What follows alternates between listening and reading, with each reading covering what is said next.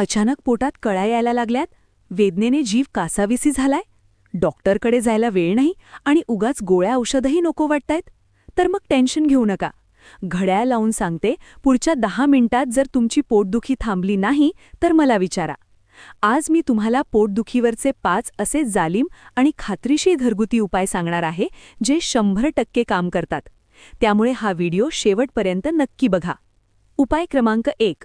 ओव्याचा जालीम उपाय. आपल्या प्रत्येकाच्या स्वयंपाकघरात ओवा असतोच. हातावर थोडासा ओवा घ्या, त्यातले खडे, काड्या किंवा कचरा निवडून बाजूला काढा. आता दोन्ही हातांच्या तळव्यांवर हा ओवा चांगला चोळा आणि मग तोंडात टाकून चावून चावून खा. यावर अर्धा कप अगदी गरम पाणी घोट घोट प्या. फायदा काय होतो? जेव्हा तुम्ही गरम पाणी पिता तेव्हा या ओव्यातून एक नैसर्गिक तेल बाहेर पडतं. ते गरम पाण्यासोबत मिसळून पोटात जातं आणि एक उत्तम वेदनाशामक म्हणून काम करतं. याने केवळ पोटदुखीच नाही तर स्नायूंमधील अखडलेपणा किंवा भरलेली लचकसुद्धा दूर होते. उपाय क्रमांक 2. पोटाला तेल लावून शेक देणे आणि मालिश करणे. पोटदुखीचे कारण काहीही असो, गॅसेस, अपचन, बद्धकोष्ठता किंवा अगदी अपेंडिक्स, सुरुवातीला आजाराच्या निदानामागे न लागता त्वरित आराम मिळवण्यावर भर द्या. सगळ्यात आधी बेंभीमध्ये थोडे तेल सोडा आणि संपूर्ण पोटाला तेल लावून शेक घ्या. घरात जे तेल उपलब्ध असेल ते वापरा. खोबरेल तेल, गोडे तेल किंवा अगदी दिव्याचे जळके तेलही चालेल. पोटावर घड्याळाच्या काट्याच्या दिशेने आणि विरुद्ध दिशेने गोल गोल फिरवत मालिश करा. हल्ली पोटाचे आकार वाढलेले असतात, त्यामुळे जरा दाब देऊन मालिश करा. यामुळे आतमध्ये अडकलेला वात, गॅस पुढे सरकायला मदत होते आणि वेदना कमी होतात. उपाय क्रमांक 3. पवनमुक्तासन आणि भुजंगासन. ही 2 सोपी आसने पोटातील गॅस बाहेर काढण्यासाठी अत्यंत प्रभावी आहेत. भुजंगासन.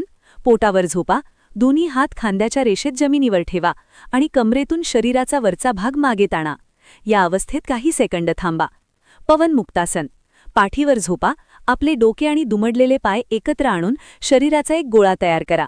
या आसनामुळे पोटात, कुशीत आणि बेंबीच्या वर खाली अडकलेला गॅस ढेकरा वाटे किंवा अधोमार्गाने त्वरित बाहेर पडून पोट हलके होते. उपाय क्रमांक 4. लोटांगण आणि प्रदक्षिणा. हा उपाय ऐकायला थोडा वेगळा वाटेल पण अत्यंत गुणकारी आहे. एका जागी उभे राहून स्वतःभोवती गोल फिरा. एकदा घड्याळाच्या दिशेने आणि एकदा उलट्या दिशेने. चक्कर येणार नाही याची काळजी घ्या. त्यानंतर जमिनीवर एकाच जागी गोल गोल लोळा. लोटांगणासन. याने काय होते? जसे दह्यात रवी फिरवल्यावर घुसळण होऊन लोणी बाहेर पडतं, तशी शरीराची घुसळण होते. यामुळे आतड्यात किंवा शरीरात अडकलेला मळ आणि वात मोकळा होतो. माझ्या एका मित्राचा मुतखड्याचा असह्य त्रास याच लोटांगणाच्या उपायाने अर्ध्या तासात कमी झाला होता. करून तर बघा, आश्चर्यकारक फायदा होईल. उपाय क्रमांक 5. आल्याचा रस किंवा तुकडा खाणे.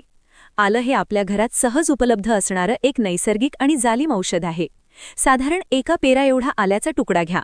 जुनं आलं असेल तर अधिक उत्तम. ते सैंधव मिठात बुडवून छान चावून खा. जर घरात काळं मीठ नसेल तर साधं मीठ, आमचूर पावडर, पाणीपुरी मसाला किंवा चाट मसाला यांपैकी काहीही चालेल, कारण या सर्वांमध्ये जिरे, पुदिना आणि काळं मीठ असतेच. आल्याचा तुकडा यात बुडवायचा आणि चावून खायचा. 10व्या मिनिटाला तुमची पोटदुखी गायब झालेली असेल. मित्रांनो, हे उपाय करताना एक गोष्ट कायम लक्षात ठेवा. डोकं शांत ठेवा. तुमचे शरीर तुम्हाला नेहमी योग्य संकेत देत असतं. चक्कर आल्यासारखी वाटली तर ते तुम्हाला सांगतं की आता खाली बसा, डोळे बंद करा किंवा तोंडावर पाणी मारा. शरीराचे हे साधे संकेत ओळखा. आपल्या शरीरातच एक ईश्वररूपी डॉक्टर बसलेला आहे, जो स्वतःला बरं करण्याची ताकद ठेवतो. त्याच्यावर पूर्ण विश्वास ठेवा आणि 100 वर्ष निरोगी रहा. माहिती आवडली असेल तर हा व्हिडिओ नक्की शेअर करा, जेणेकरून कोणाची तरी अचानक उद्भवलेली पोटदुखी दूर व्हायला मदत होईल. धन्यवाद.